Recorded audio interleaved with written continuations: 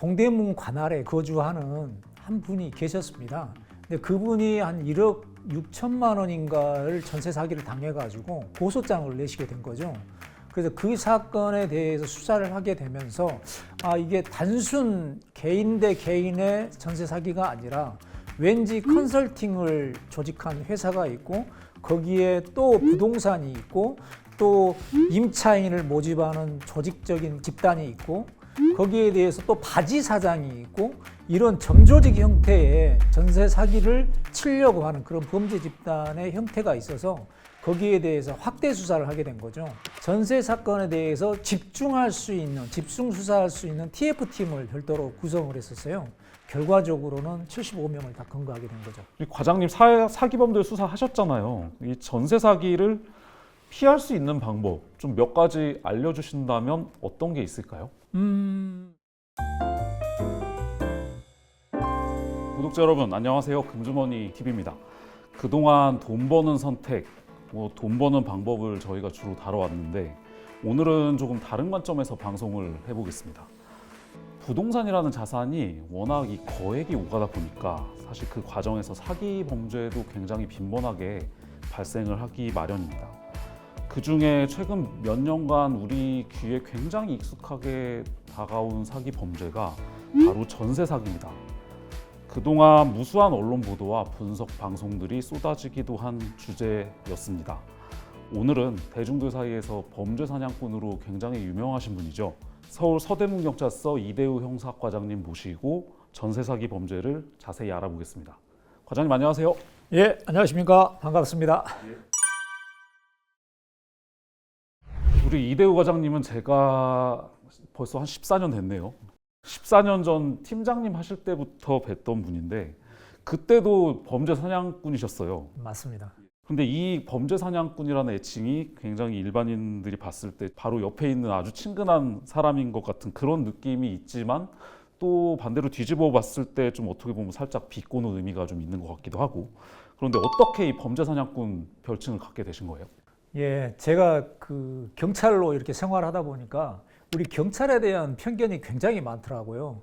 그러니까 실제 그 담당하고 있는 업무에 비해서 그런 것들이 많이 부각되지 않고 조그만 잘못만 해도 그게 그냥 확대돼 가지고 모든 경찰관들이 안 좋은 시선으로 바라보는 그런 편견이 있었어요. 그래서 그런 편견이 바꿀 수 있는 방법이 뭔가 이렇게 생각을 해봤는데요. 그 당시에 보니까 우리 경찰에 대해서 제대로 알려주면 그거를 보고 새로운 시각으로 판단할 수 있을 거라는 그런 생각이 들었어요. 그래서 경찰에 대한 편견을 바꿔드리겠습니다라는 캐치프레이즈를 걸고 그 다음 카페에다가 범죄 사냥꾼이라는 그런 동호회를 하나 만들었습니다. 그게 시발점이 돼가지고 지금까지 범죄 사냥꾼으로 이어오고 있습니다. 그게 벌써 한 2000년 5월이라고요? 그렇습니다. 2000년 5월 26일 날 개설을 했거든요. 그래서 올해로 25주년이 되는. 야, 형사 하신 지는 그럼 지금 올해가 몇 년? 지금 37년 차 가고 있습니다. 아, 그렇군요. 예. 예, 그동안 이 언론 보도나 이 다큐에도 굉장히 우리 과장님 많이 나오셨고 책도 내셨었죠. 예, 그렇습니다. 그래서 이대우 형사 하면 굉장히 강력 사건 해결사로 대중들에게 많이 알려져 있는데 오늘 저희가 다룰 이 전세 사기라는 범죄가 사실 강력 사건은 아니에요. 그런데 이 강력 사건이 아니라고 하기에는 피해자가 전국적으로 너무 많죠. 2023년 6월에 오죽했으면 정부가 전세 사기 특별법을 시행을 했는데 그 이후에 올해 3월까지 정부가 공식 인증한 피해자만 28,866명에 이른다고 합니다. 우리 과장님 전세 사기 사건도 좀 다루신 걸로 알고 있는데 다루신 사건이 좀 어떤 사건이었어요? 아무래도 이제 그 기업형 전세 사기 범죄 집단이라고 보시면 될 것 같고요. 전세 사기 수법도 여러 가지예요.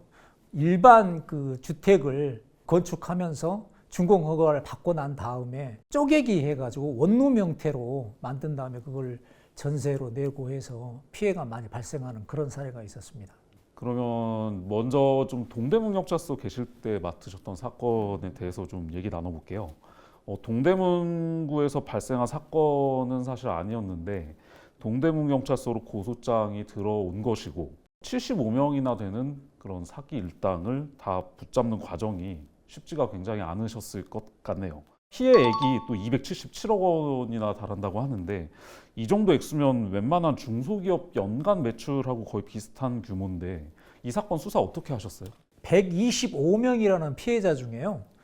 동대문 관할에 거주하는 한 분이 계셨습니다. 근데 그분이 한 1억 6천만 원인가를 전세 사기를 당해가지고 고소장을 내시게 된 거죠.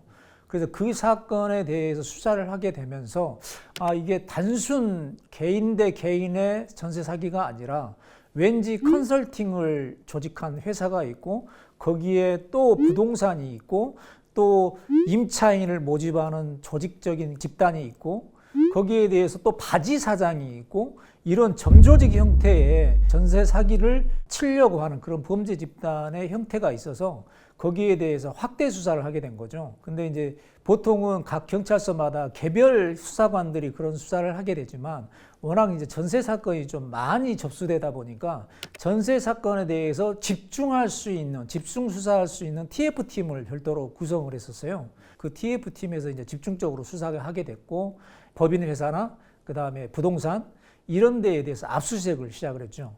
그래가지고 거기에서 증거 자료를 확보해가지고 결과적으로는 75명을 다 검거하게 된 거죠. 근데 피해자들이 보통 좀 어떤 분들이에요? 그러니까 시민들하고 똑같습니다. 근데 그 중에 이제 조금 특이한 게 있었다 그러면 그런 피해자들 중에 일반인만 있는 게 아니고 저희 경찰관들도 사실 있었어요. 경찰관이요? 어떻게 보면 경찰관이 사기를 당할 수 있을까? 이렇게 생각하시잖아요. 근데 실제로 그렇게 경찰관을 속여 먹일 수 있을 정도의 그런 지능화되고 있다 보니까 우리 경찰관들 일부에서도 그런 전세 사기 피해를 당한 분이 있었습니다. 강서경찰서에 계실 때도 전세 사기 사건을 하나 좀 맡으셨다고 알고 있는데 사기범이 좀 건물 관리인이었고 그다음에 건물 구조를 쪼갰다고 하는 얘기가 나오는데 이 건물 구조를 쪼갠다는 게 좀 구체적으로 어떤 의미입니까? 연립주택을 이제 2동을 건축을 했어요. 건축을 하고 난 다음에 설계대로 이제 준공 허가를 받았겠죠. 근데 준공 허가를 받고 난 다음에 내부 구조를 바꾸는 거예요. 이게 이제 다중주택이라 그래가지고 원룸 형태로 쪼개기를 한 겁니다. 10개의 원룸을 만들어 놨다. 그러면 그 원룸을 그대로 전세로 내놓는 거죠. 그러면 그 부분에 대해서 제대로 확인을 하지 않고 임차인이 전세 계약을 맺게 되는 거죠. 건물 관리인이 그거를 다 그 돌려막기식으로 이렇게 하긴 하는데 그걸 전체적으로 다 할 수는 없잖아요. 그러다 보니까 이게 이제 빵꾸가 나는 거고 사기가 되게 되는 거죠. 그냥 집을 하나 통으로 지었는데 그 집을 이렇게 쪼개서 그 쪼갠 곳을 개별로 이렇게 임대를 준 것이다. 그렇게 보면 되는군요. 그래서 그 상황에서 그러니까 임차인들이 들어올 때는 항상 집에 대한 등기 내용을 잘 확인을 하셔야 돼요.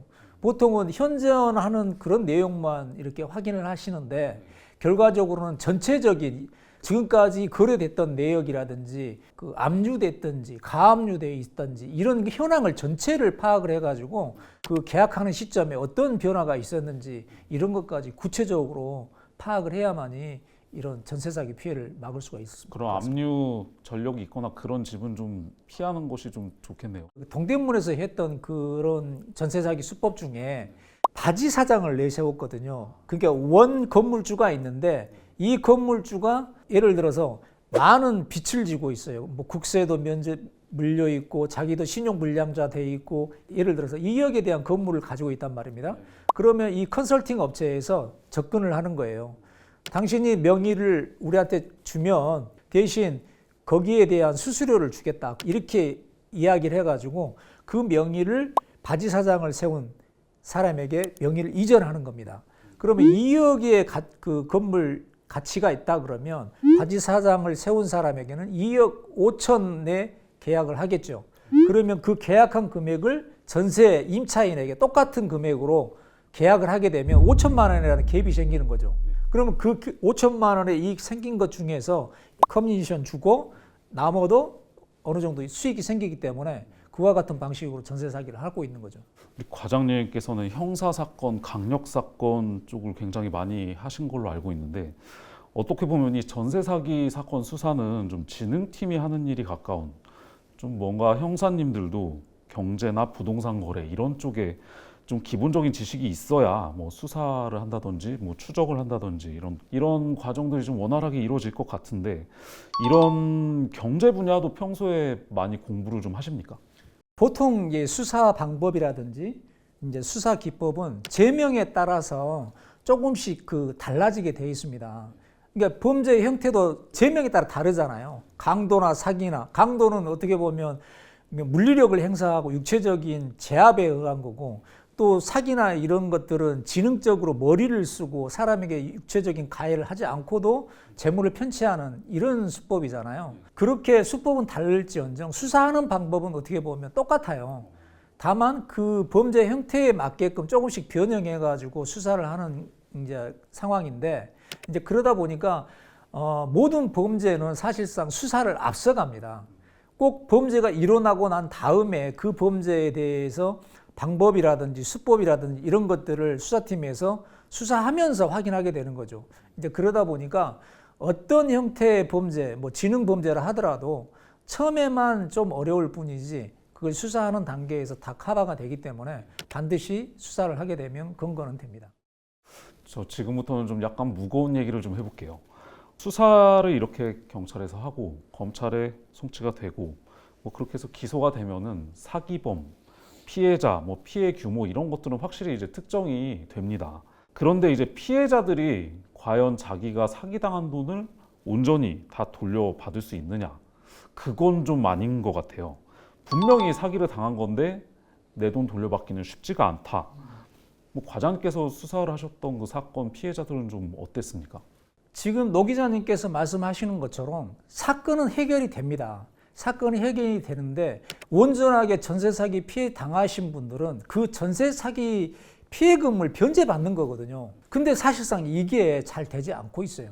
왜 그러냐 하면 이 범죄를 저지른 놈들이 그 돈을 자기 목적에 맞게끔 사용해 버린단 말입니다. 결과적으로는 가지고 있는 돈이 없어요. 그러다 보니까 피해자한테 돌려줄 돈이 없는 겁니다. 수사관들이 수사를 해가지고 구속영장을 신청해서 교도소에 보내는 걸로 저희들은 만족할 수밖에 없어요. 근데 그중에 이 범죄 수익금을 가지고 자기의 명의로 금전적인 목적물인 건물이라든지 땅이라든지 이런 것에 투자해가지고 가지고 있다 그러면 그거를 범죄 수익에 대한 몰수보전을 할 수가 있어요. 그래서 그거를 국가에 환수시키는 작업을 하는 겁니다. 몰수보전이라는 거는 뭘 구체적으로 어떻게 하는 거예요? 그러니까 몰수보전이라는 거는 그 범죄 수익금에 대해서 마음대로 처분할 수 없는 조치를 취하는 겁니다. 검찰에서 법원에 기소하기 전 그 단계에서 수익이 날 만한 그런 물건에 대해서 몰수보전을 딱 해서 팔지 못하게끔 그렇게 조치를 하는 그런 상황을 말하는 겁니다. 아, 사기범들이요. 참이 나쁜 사람들인데 이 사기범들 뭐 당연히 수사하셨을 테니까 뭐 남의 돈 가로채서 뭐 했다고 합니까? 대부분 금전적인 걸 가지고 유흥비로도 사용한 사람들이 있고 부채라든지 이게 자기 필요 용도에 맞게끔 다 사용을 합니다.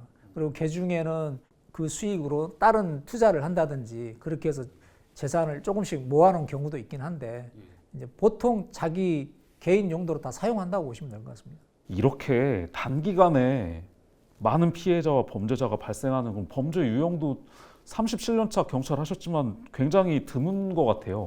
이 전세 사기가 과장님이 보셨을 때는 왜 갑자기 이렇게 단기간에 폭증했다고 보세요? 아무래도 이제 무자본 갭 투자자라고 그러잖아요. 이제 처음에는 투자의 목적으로 시작을 했지만 경기가 갑자기 안 좋아지다 보니까 그 부분에 대해서 이익을 발생할 수가 없게 되잖아요. 그러다 보니까 그거를 범죄 형태로 이렇게 변형된 게 아닌가. 그러니까 동대문에서 했던 사건들 그 중에서도 그게 범죄 단체라고 그랬잖아요. 컨설팅 업체가 있고 부동산 중개하는 곳이 있고 바지 사장이 있듯이 그 컨설팅 업체에는 작은 직원들이 있어요.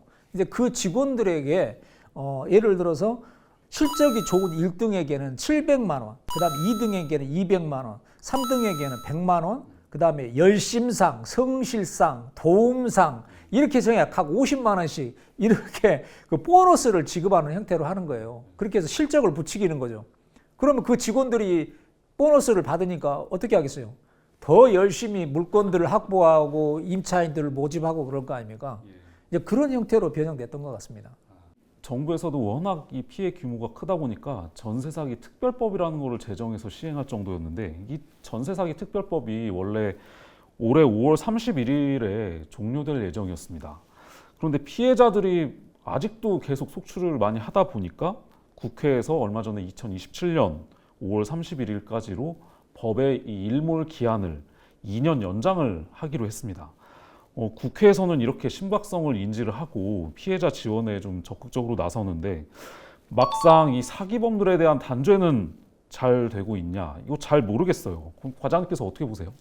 그러니까 정부에서도 이렇게 전세 사기에 대해서 관심을 가지고 특별법도 만들고 또 경찰 차원에서 집중 단속을 하면서 전세 사기 TF 전담팀도 만들고 이렇게 해서 단속을 하고는 있습니다. 근데 결론은 아까도 처음에 이야기했듯이 그 전세 사기 당한 피해자분들에게 그 전세 보증금을 돌려줘야 되는데 그게 사실상 어렵거든요. 피해자분들에게 이렇게 범인은 잡았지만 피해금을 돌려주지 못하니까 굉장히 미안한 마음이 앞섭니다.